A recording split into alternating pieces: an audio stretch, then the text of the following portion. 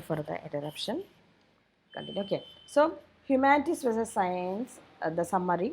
According to Dr. S. Radhakrishnan, the three obstacles in the way of national development are ignorance, disease, and poverty. These are the three uh, obstacles.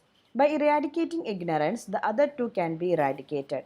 Educated people who have competency and skill, sense of direction, and a social purpose can transform the world.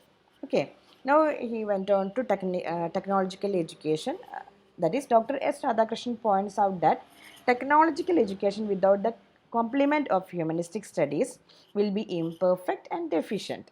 Science divorced from moral values is not acceptable. Therefore, he recommended an integrated study of humanities and science. So, his point is that he said that we need both humanities and science. We should integrate both these branches of studies. That is the thing that we have to do at this point of time. Science is both knowledge and power.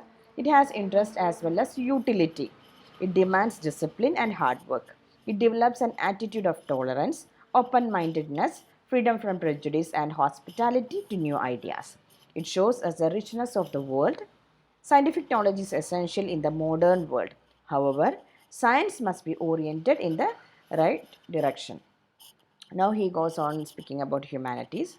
Humanities are equally important because they tell us about our own nature and how we have a deeper meditation over the subject of life. In addition to technological knowledge, we need wisdom and humanism. In the ancient times, Indian wisdom was connected to the wisdom of other parts of the world. For example, in the field of medicine or mathematics, we find the influence of the Greek, the Roman, and the West Asian. Our religion emphasizes the concept of Tattvam Asi, that art thou, that is God. There is a, you know, this, we are the part of this divine thing, that is God is within us itself. Dr. S. Radhakrishnan focuses on two important principles, that is, we are members of one another. That is, modern world is based on these principles. There is no decree of God or man which compels us to be sick and hungry. These are the two principles. Now, search for truth is the next part of this essay. God is truth, and so the search for truth is the search of God. The advances in science were brought about by different people such as Newton, an Englishman, Kepler, a German, Copernicus, a Pole, and Galileo, an Italian. All these discoveries prove that both science and religion travel together. Truth is indivisible.